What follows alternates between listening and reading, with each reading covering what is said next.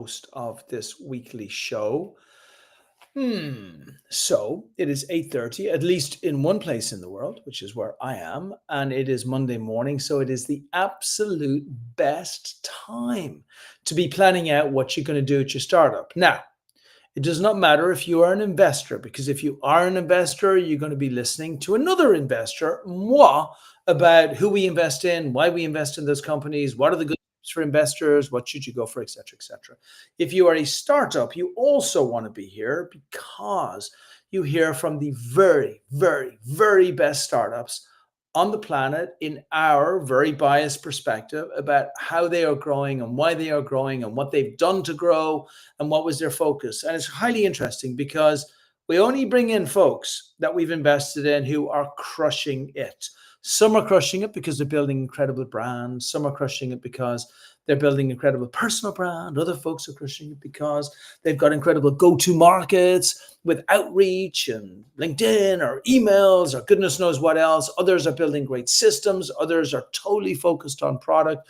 Others are focused on their own personal health so they can make sure that they benefit from that as well. There's like a multitude of reasons why people are doing it. However, what you realize while listening to all of these founders who are making it today, not people who are trying to remember what it was like 100 years ago when they did it, but the people who are in the battlefield right now, is that startup is a car engine and success is a stopwatch.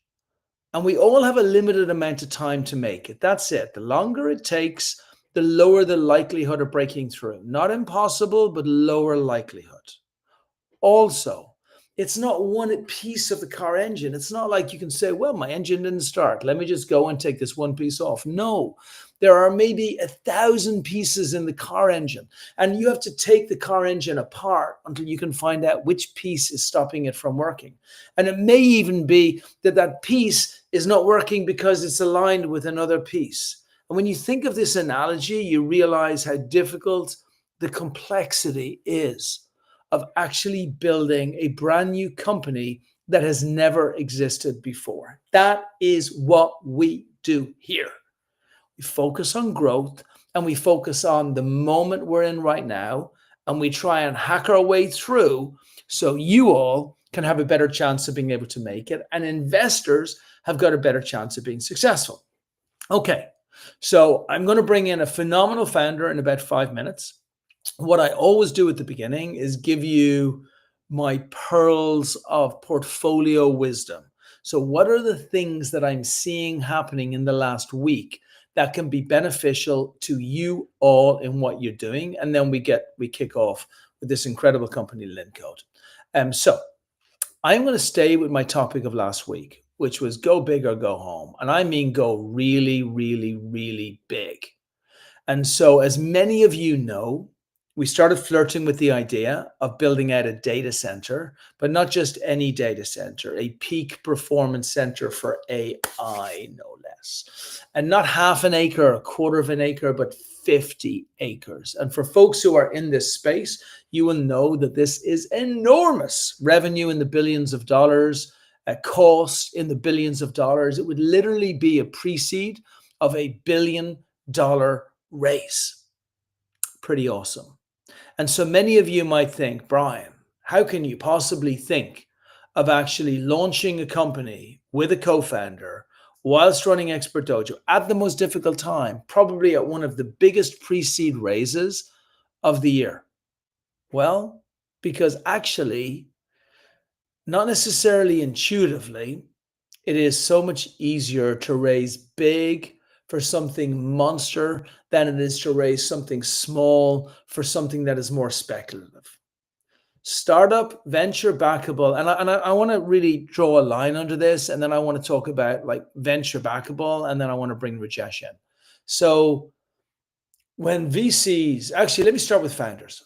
Most founders believe that if they have a company which can grow and it can get bigger, then VCs should come in behind it. But that's a failing of understanding of what venture capital really is. Venture capital is massively accelerated growth or die. That's it. There is no middle. There's no like, oh, we grew at 10% this year and 15% last year and we're going really well. That's not venture capital. That is bank funding. That is a great company. That's fine. But venture backable company are companies that have the ability to be able to grow to multiple $1 billion and then multiple tens and hundreds of billions of dollars in value within a shorter and shorter period of time, right? In our way of looking at venture capital at Expert Dojo, we insist that there is an incredible growth and customer perspective to it rather than just a big old pyramid scheme.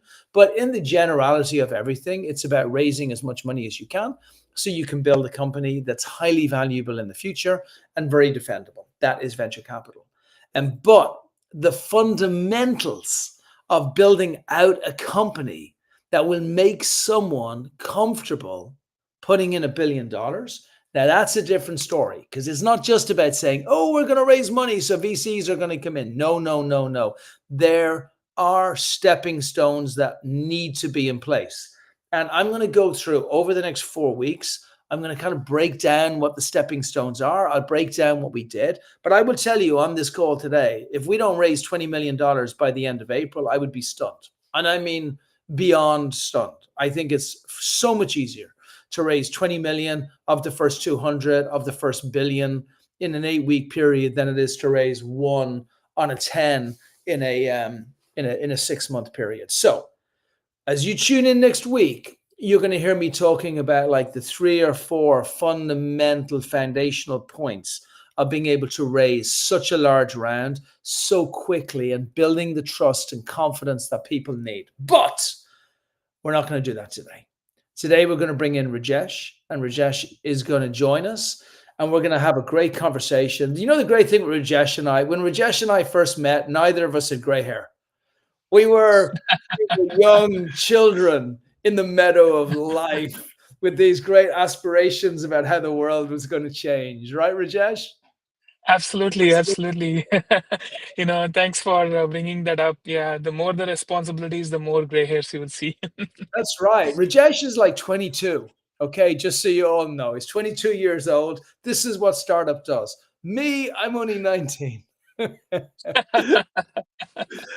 I Yeah. still remember, you know what I love about what you've built and what you're building? And we'll Mhm. explain it a little bit. I'll let you explain it a little bit in a second. But it's very hard and it leans into the future. And so many people build things which are kind of solutions looking for a problem.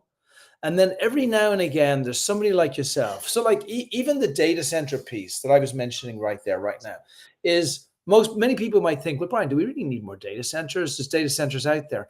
But the thing is, the epic insight is not that more data centers are needed. The epic insight is that we're in a different world, right? It's not the world that we were in yesterday, and that world is coming. And there are some people like Rajesh who can tell when a world like this is coming, and then there are most people who just lean into the existing world. Let me give you an example, which I think will go very nicely into like Rajesh speaking about the world that he saw coming and why they leaned so heavily into providing the tools and technology and AI required to be able to actually give solutions to people before they even knew that they needed those solutions. I look at Waymos on the street. If I go back to the data center piece, and like when I look at the Waymos on the street, I think to myself, okay, what was there? How many cars in the world? Like 1.5 billion cars maybe in the world, right? All over the world. How many cars were autonomous 5 years ago or 6 years ago? Pretty much none, maybe one or two, right? Now I walk in the streets of Santa Monica or San Francisco and there's Waymo cars everywhere. And so it's not a very long stretch to imagine that 80 to 90% of all cars will be some form of autonomous vehicles within the next 5 to 10 years. I think it's a very short stretch. I think I'm probably being very conservative. What people don't realize is that each of those cars require 1 terabyte of data daily. So now we have something that required no compute storage 15 seconds ago. And within a couple of years, it's going to require 1.47 billion multiplied by 1 terabyte of data every single day. And so this is about looking at huge, huge, huge changes that are happening in the world that will bring incredible problems with them. And so you found that same thing. And we were so lucky to be able to invest in you and have a little piece of what you're building in Lincode. But can you share a little bit about, like, on this call, everything on the stream? I mean, everything is really about how do you build the growth that you're building so that you can stretch towards a unicorn that I know you're going to build. I know that the only reason Lincode will not be a unicorn is if you decide to, like, take an offer of a couple of 100 million before it happens. It's literally the only reason it won't happen. Otherwise, it will be a unicorn. And so I want you to talk. So we're going to talk about, like, what it was that you went through to get to that growth. We'll talk about building the lovable product and the outreach and the manufacturing organizations that you had to get in contact with, and using one for fan tributes to get you into. We're going to talk about all of that. But for now, maybe speak to the genesis of why you started Lincode, and talk a little bit about, how you did it, how you built it, where you are right now, what it is you do, so everybody has a bit of a flavor as to who you are. Absolutely. Thank you so much, Brian, for having me here, first of all. So as Brian said, what I feel is when we build a startup, we need to know what exactly we are solving the challenge for. And that's why every investor always talks about, have we done a product market fit? So, it all goes back to that. So initially, before we started Lincode, we want to understand whether there's really a product market fit. So we wanted to go deeper and get that information. So to do that, we didn't want to rely on just market data about what everybody is going through pain. So we wanted to understand it directly from the clients, customers. So we went to 300 to 400 manufacturers. We did an initial survey about asking them what are their top 10 challenges. And majority of them said, to be specific, 86% of them said that, visual inspection is their biggest challenge. The quality inspection is the biggest challenge. And then, that got us very much interested that all of these people are saying the same messaging. So we wanted to understand, further deeper. We went and physically met 30 to 40 manufacturers to identify, why this visual inspection is the biggest challenge for them. So we interviewed various quality engineers, manufacturing engineers, asked them what is the biggest challenge. And again, when they said again, quality inspection is the biggest challenge. And they were either using a technology which is machine vision systems, or they were doing it manually. So these were the two different types, which was primarily used in this industry. And so, by The the way, challenge, when you're talking about this, you're talking about, like, somebody that may be on a conveyor belt, and maybe there's, like, prams coming out of the other side of the conveyor belt, and, like, literally in this day and age, there are people checking this as it's going through the conveyor belt to see if there are things working or not, right? yeah, that's right. So if a manufacturer is producing huge volume, it's not possible to check each and every product that they're producing. So what they generally do is they just they do something called batch testing. So they just take one or two products, or maybe 10 products out of that particular batch. Maybe like in the morning they'll have one batch, and then afternoon they may have a second batch. So the morning they will take that, and then they do manually test about the 10 products from the entire batch, and then see if there is any defects. So assuming there was no defects in the morning batch, but there could have been something in, like, probably they could have produced 10,000 products in the morning batch. So out of that, only 10 has been tested. So you can imagine what can happen to the rest. It could have been having defects and not caught at all, and it reaches to the customers. And that's the biggest pain for most of these manufacturers, because what that leads to is there are a couple of things. One is the penalty. So if they're supplying more defects, they get penalized. And the second most thing which they fear about is, more than the penalty, they fear about a third-party auditor would be sent either to this factory, or these guys have to send all the components which is getting produced for that week to this third-party location. And the third party have a manual people sitting and inspecting each and every component they send. And that's a very laborious, very time-consuming task. Yeah. And for this, they charge them a heavy pay for doing this entire. It takes almost a month to do all of this, and that's the most expensive and painful process for these manufacturers, because this delays their payment, and they are penalized. They also have to pay for this third-party activity. All of this is the biggest nightmare for the manufacturers. Incredible. And so, look, lesson one, I always like to just underline the lessons that we're doing as we're going through here, is find a huge problem, like monster. This is a monster problem. Can you imagine in this day of age, like, first of all, having to acknowledge that you can't do a perfect product? You just can only do batch testing. Like, that's all you can do. You can't check everything because you have no ability to do it. So, you know, for an absolute fact, you're going to be sending inferior product out to some people and apologizing. Like, it's literally built into your process. And the second thing, that you have human beings checking this stuff to make sure that it works. Like, it's crazy. So you found this and you call it product market fit. What you're describing to me is not product market fit. Product market fit, like I always think of this in a form of a relationship. Like, people don't really think of themselves as a product market fit if they're getting married, right?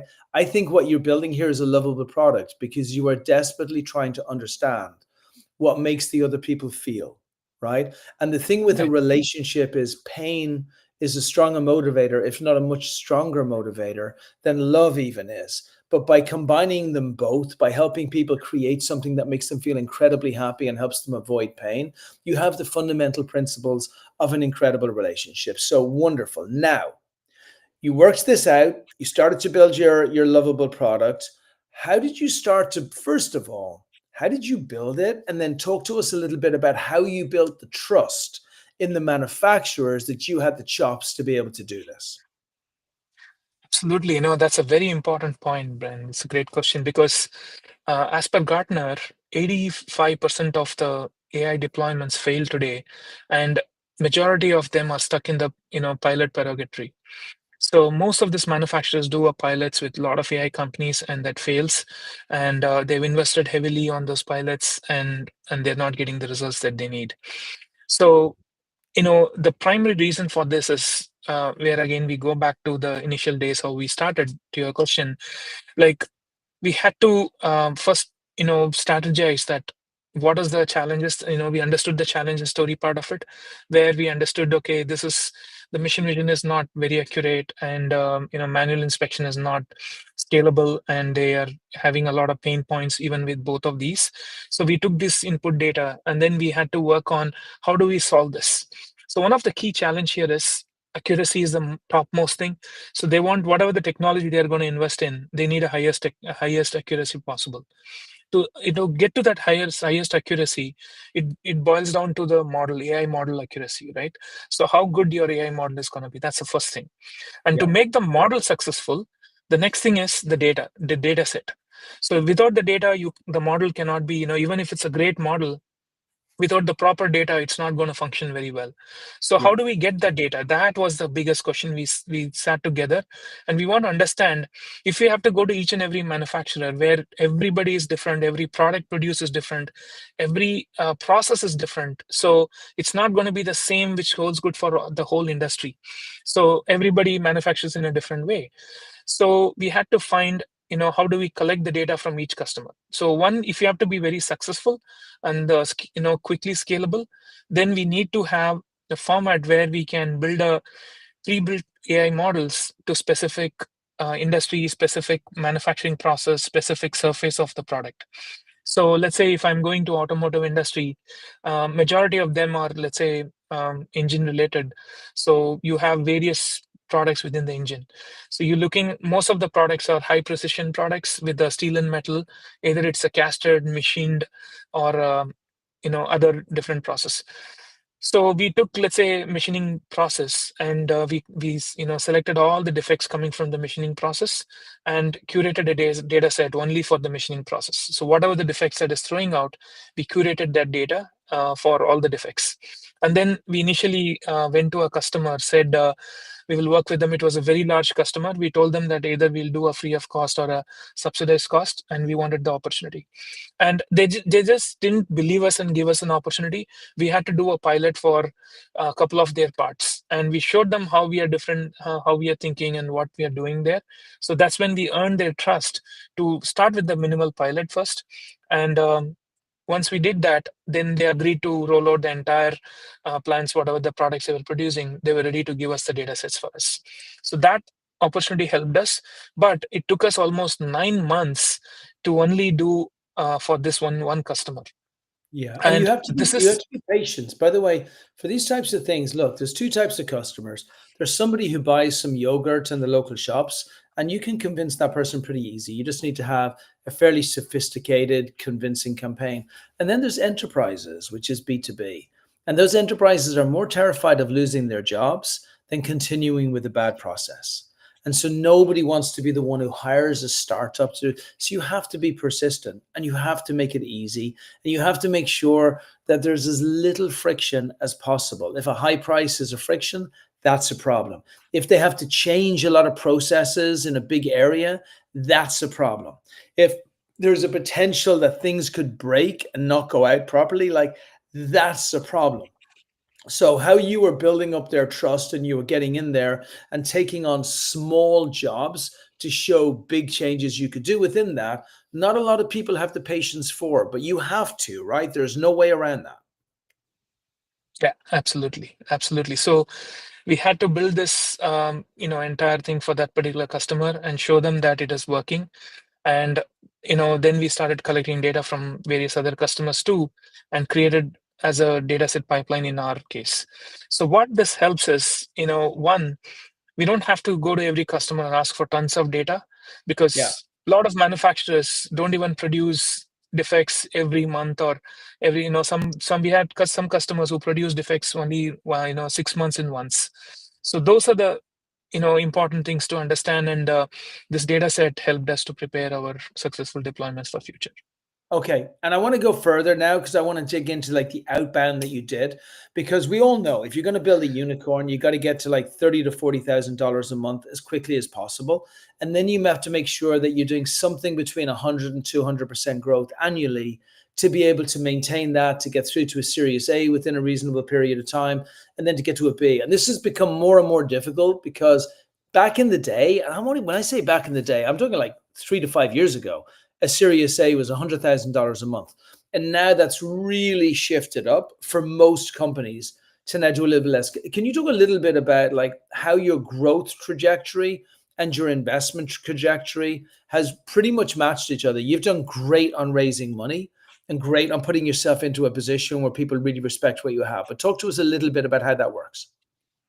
Yeah, absolutely. So one of the thing, if I have to talk about the growth trajectory, right? So um, it's a continuous learning basically. It's not going to happen in one go. So you're not learning only this is going to work or this is going to work.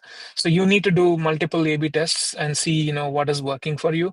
And this might take some time as well. So it's not a process which you'll understand within 3 months, 6 months. It takes time. But one of the important thing that we miss out, like especially we missed out initially, is um, asking the right questions to the customers earlier days. I think this is something all the founders I would suggest to make a notice. Ask the customers as many questions as possible. Like what is the biggest, even though the pain, but why they don't have any solutions on it, who's tried out the solutions before with them, what are the kind of vendors they worked with, whether it's a machine vision or AI companies, what they worked with. And the third thing is why that didn't give them the results, what do they think was wrong, why it didn't work out. And then the next thing is what is that they're losing today, which is causing them to keeps looking for solutions. And then the next thing is how much are they going to save if we detect every defects there. And then finally, what's making them to invest again, in this particular technology. So this is going to really help us. If you collect all this data from every customer, then client profiling will become very easy. So that is what we started doing in a later stage, where we understood what's the client profile is. Like, we have customers who will be only for the product. So they will have a AI team, they'll have a data science team. They themselves can use our platform. And this was something which we missed out in our earlier days, where we didn't think that, okay, somebody can just use the platform as is. We don't have to do everything for the customer there.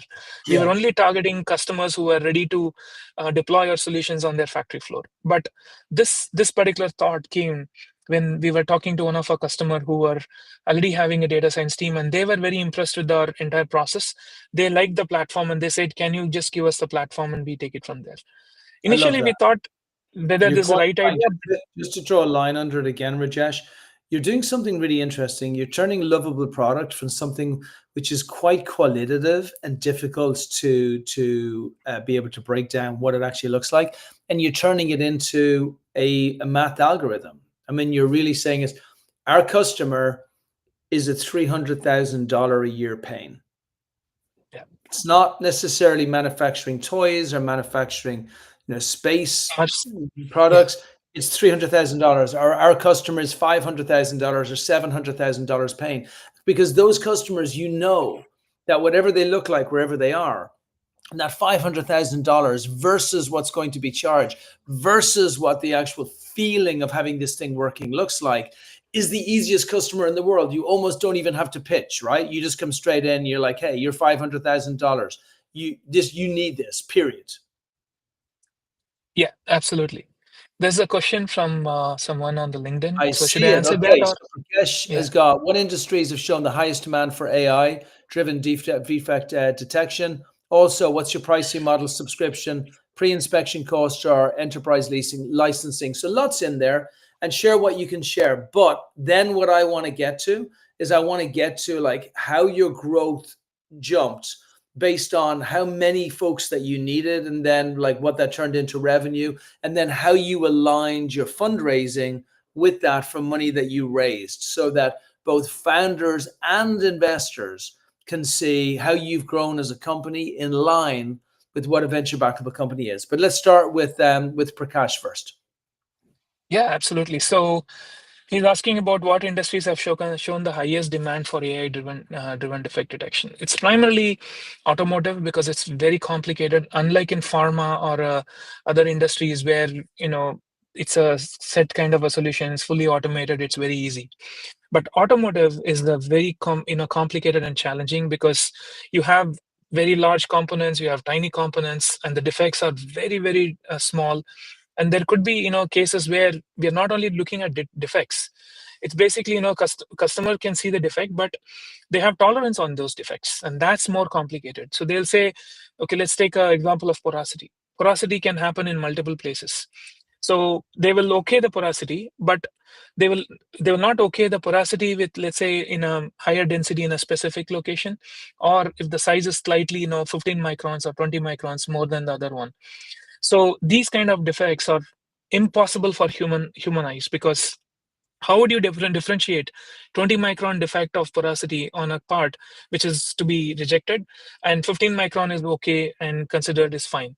So these are the complications which you get into. So it's not just in a vial, how many tablets to count, or how many pills to count on a vial, basically. So those are all pretty much easy, but these kind of complicated defect detection is more challenging, and also has a deeper pockets, because customer is going through the pain, because if something goes wrong with that, there's a potential the car can get damaged, or there could be a very hazardous accidents can happen as well. So that's why they're very very particular about these kind of defects. That's why this is the right industry. Automotive is the, I would say, biggest demand if you can solve on the AI.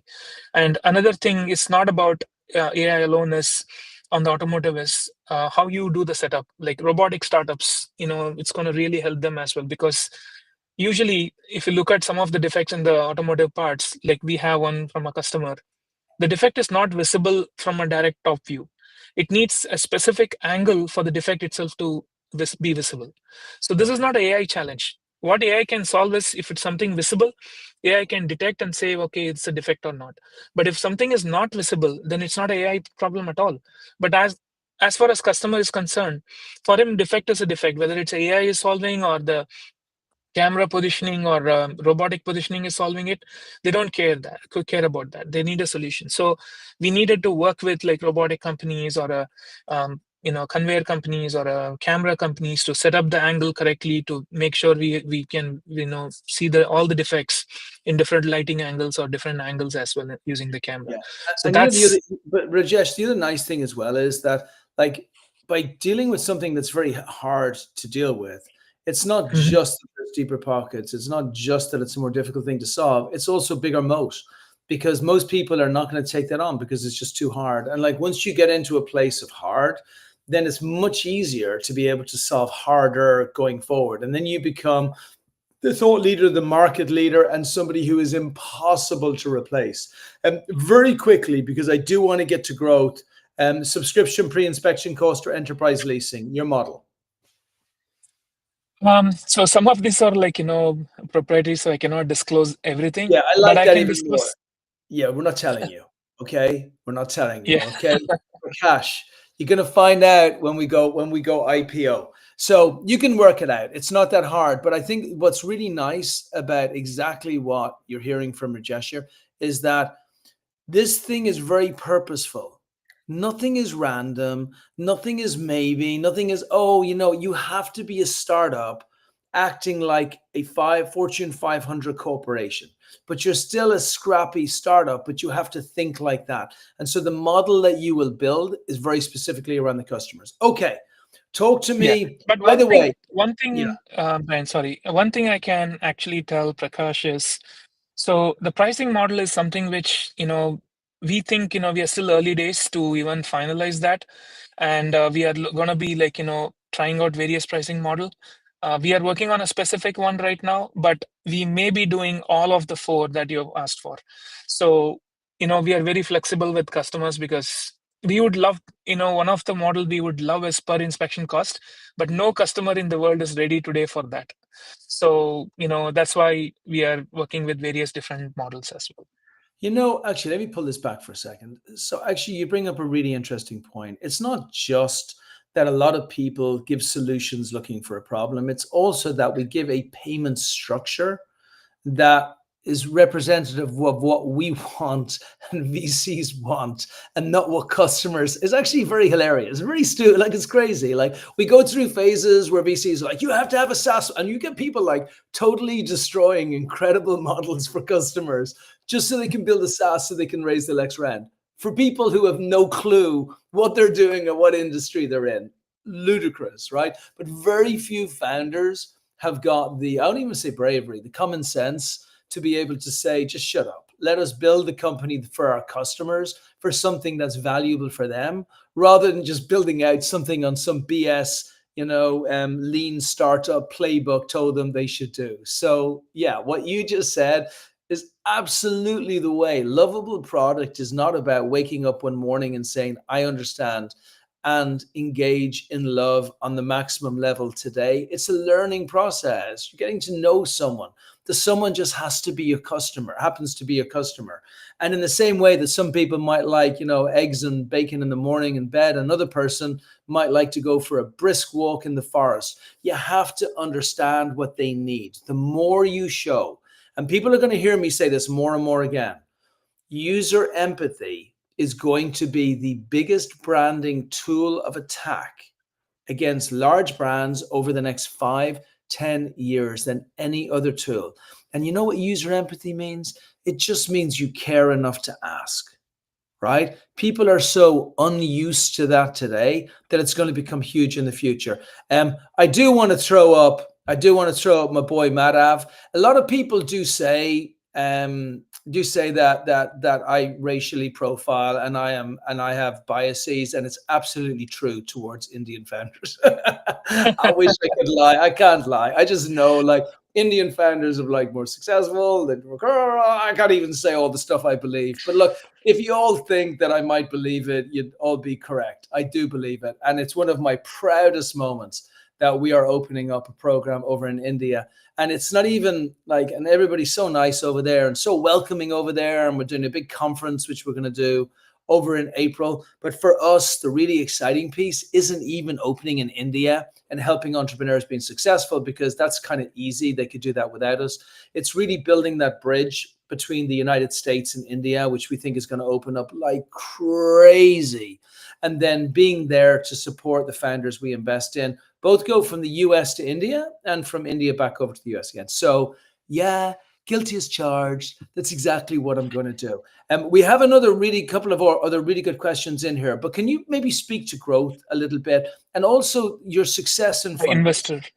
Yeah, Yes, so talk to us absolutely, a Brian. little bit That's about like what did you do? Because it was funny. I remember calling you up about 2 years ago, and I'm like, Rajesh, I'm ready. I got you, and you're like, dude, I've already raised. I'm like, okay, call me if you need me.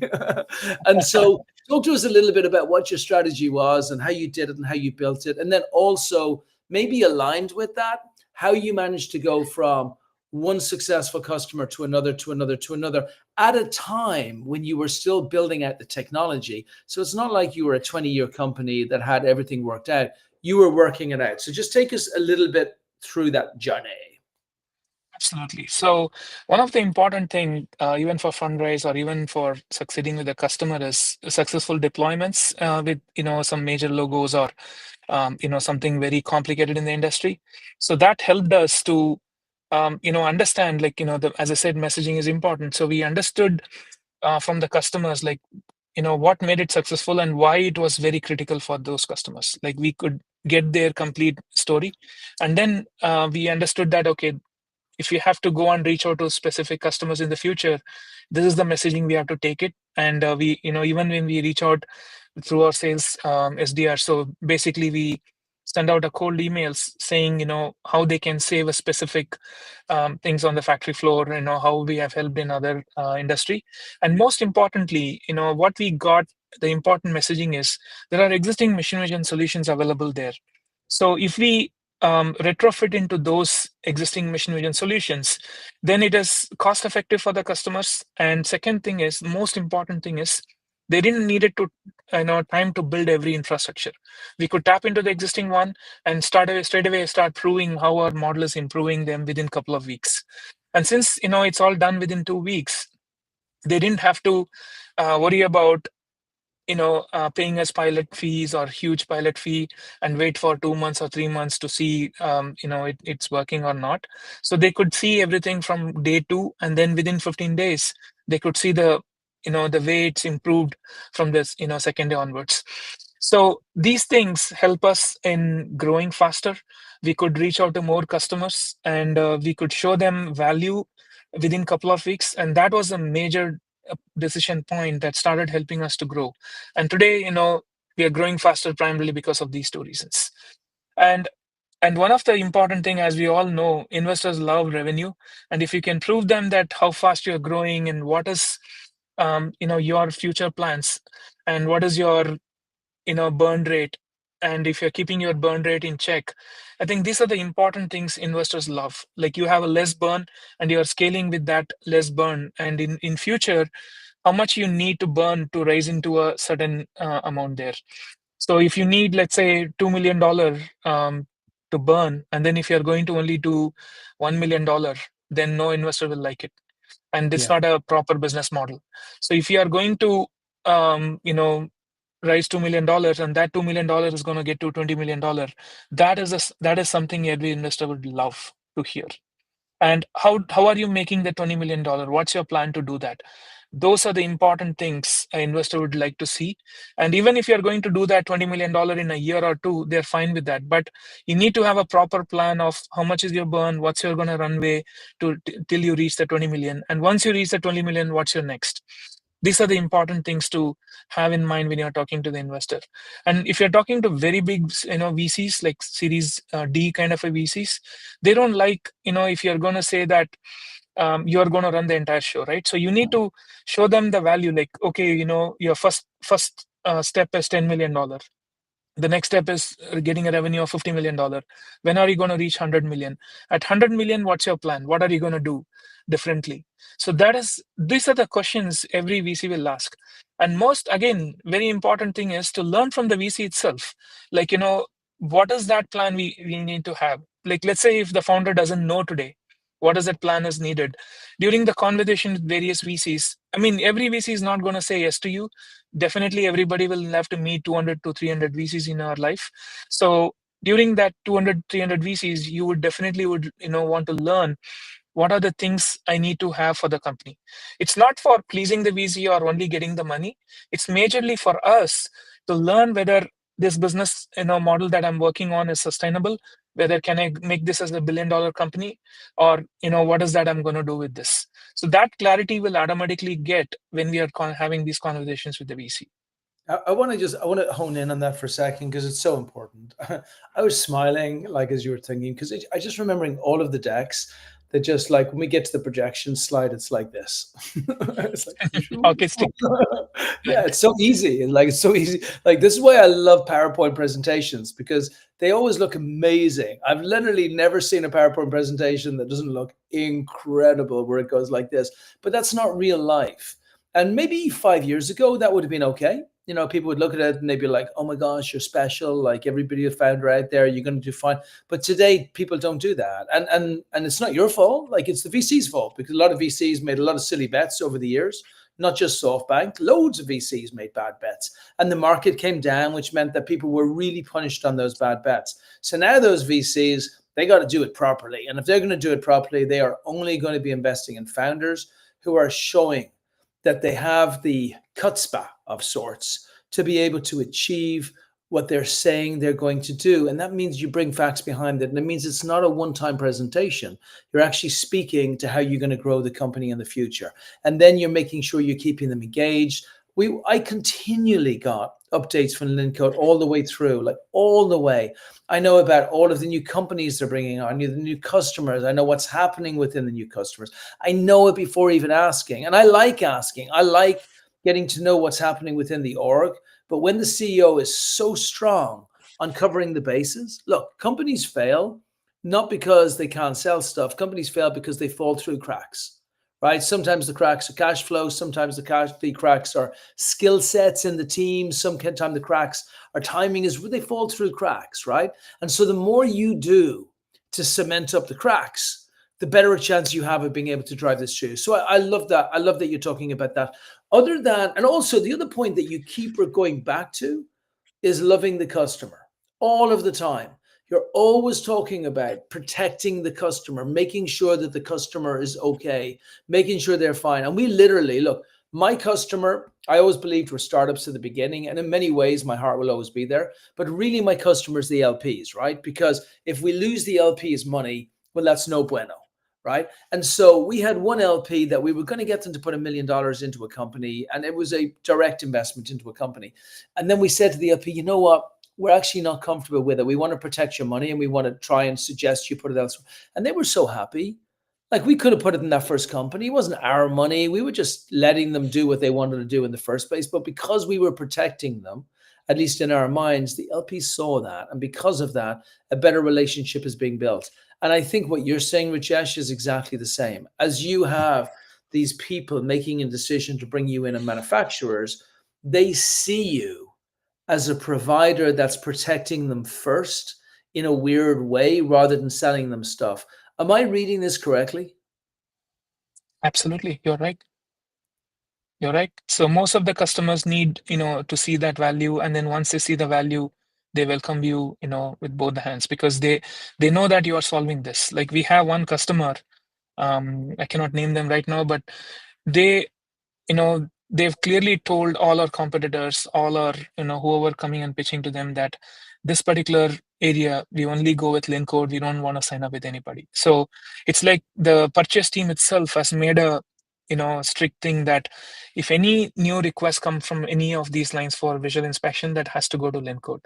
So it's become like their internal practice now. So that is something, customer, you cannot deny that from the customers. Incredible. Would you put that as like the biggest thing that's helped Lincode? Because you're going to be raising a Series A very soon, I'm guessing. You got really Yeah. good cash flow. You got great growth. You've got phenomenal retention. I don't know if you lose anybody ever.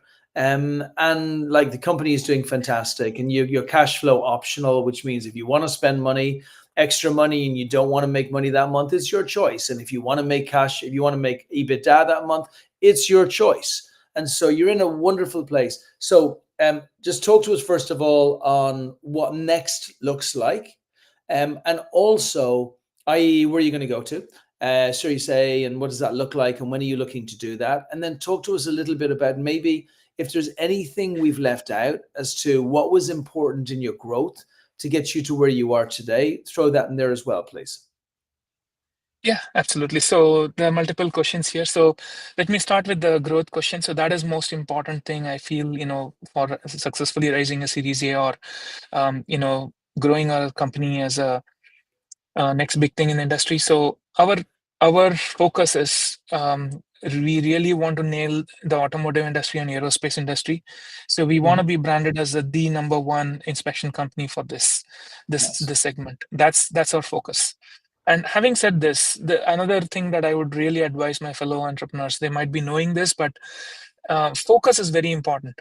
So the earlier investors, when we started initially, and the earlier investors were saying like, "What is your focus area?" We thought manufacturing itself is our focus area, and the next question was, um, what are the specific geographical location you're going to do? So we were thinking, globally we should be able to solve this. But I would sincerely suggest that we actually face this after, we initially had tough time in initial days. And where we understood is, if you pick a geography and if you pick a specific Yeah. segment, that is most important for success. For example, let's say manufacturing is huge, and within manufacturing automotive is huge, and within automotive you have specific challenges with regards to specific area of production. Basically, it could be OEMs or it could be tier 1, and within tier 1 there could be specific thing. So we started going into a specific, like we have gone into, let's say, piston. We just solve piston problems, we just solve bearing issues. So we gone into that micro granular focus. So that is helping us to scale faster, because if you have solved it for, let's say, piston or a specific engine component, it's very easy for us, for our sales team, to send a messaging out, send a success videos to them, and a sales template can be faster. So they can say, okay, this is what we do, and this is how we are able to solve for this specifically, and this is how you will be able to save time and effort. We could give them all the KPIs and insights even before they signed up with us. So then they know that we are industry leaders, we know, for that particular segment of the product. So that gives them a confidence and trust that, okay, these guys can deliver. And and the language that we speak to them is all about the piston language, or let's say the bearing language, just throwing some names here. So that way they can understand our experience and exposure to the challenges they face on a day-to-day basis. So, but whereas, the earlier days, even before learning about these, the earlier days when we were talking about messaging, we were talking in generic about automotive industry. We were never talking about this granular, basically. And that itself, alienates us between a customer and us, basically, because they think we are far from understanding the ground truth. And this is one That's of the reason why I moved from Silicon Valley to Michigan, where automotive industry is a hub, basically. So that's the exposure gave us. This move gave me to be closer to the customers, get this information, get this knowledge, and focus on that, basically. amazing. That's so Yeah. awesome. Like every single thing you're saying today is lovable product, lovable product, lovable product, user empathy, user empathy, user empathy. What are the things keeping you awake at night? What are the things stopping you from going to your kids' football game? What are the things that could get you fired? Like, how do we get rid of those things together as a team? You're not a provider, right? You're a partner, a highly valued partner in their success in the future. So I hope everybody is really hearing this. Growth is a highly personal and meaningful relationship between you and your future customer. If you don't reach out to those people, you're not going to get growth. If you don't love them, you're not going to get growth. If you don't take the time to understand what they really need, then you're not loving them. And if you don't then make sure that you go deeper and deeper into the problems, you don't have it. Okay, you'll get the idea.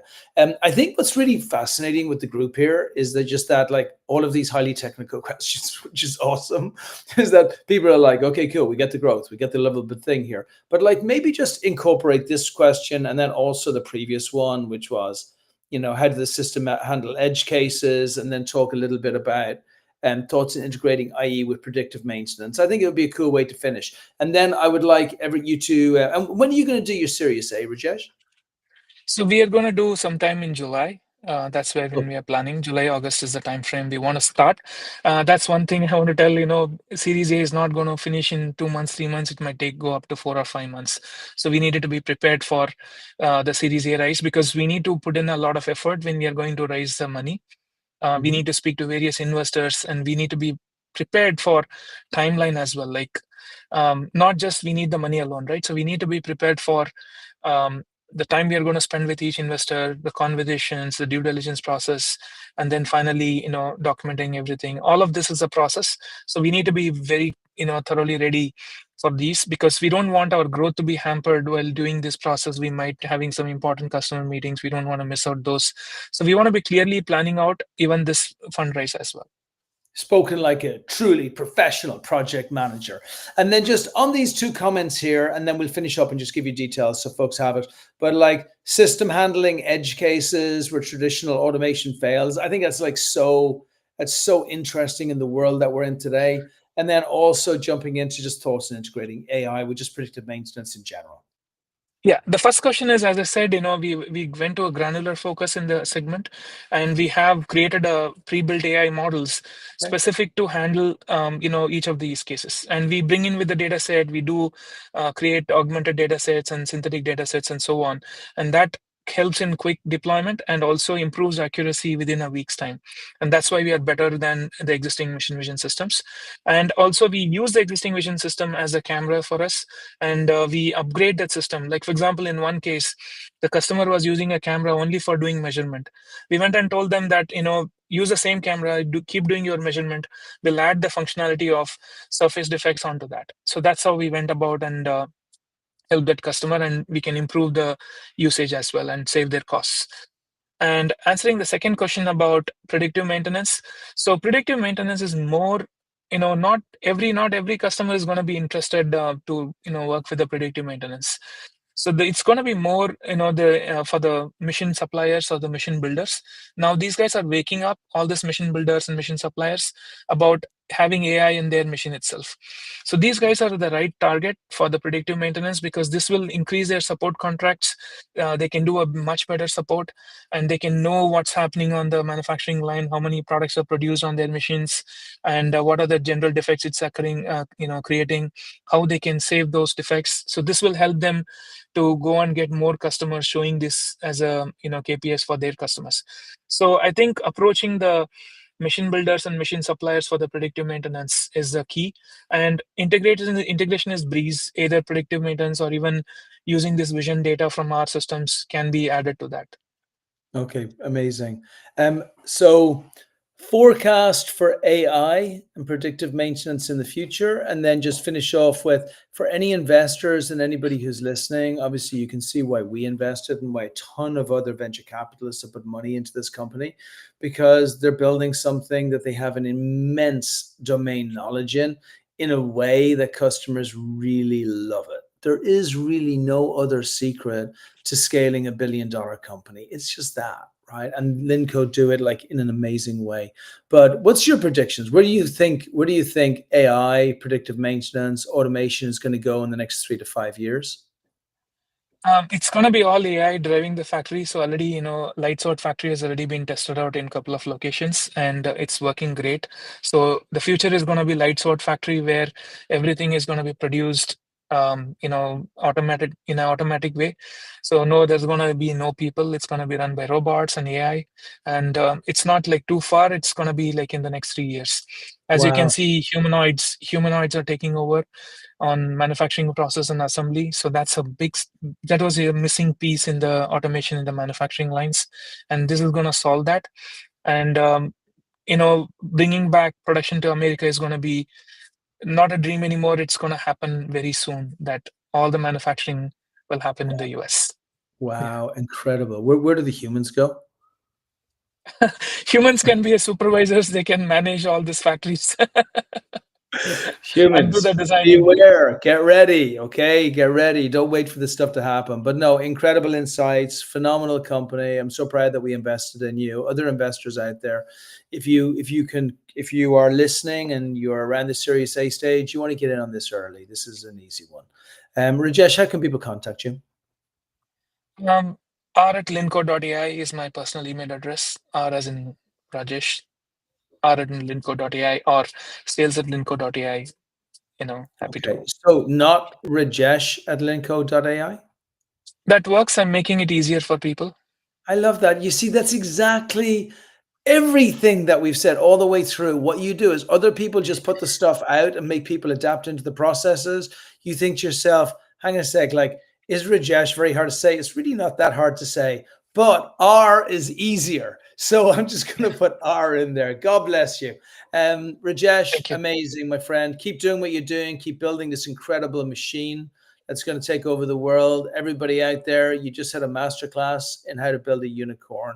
Watch what he does over the next couple of years. Thank you. Thank you, Brian. Looking forward to it eagerly. And thanks for supporting us as always. All the way, my friend.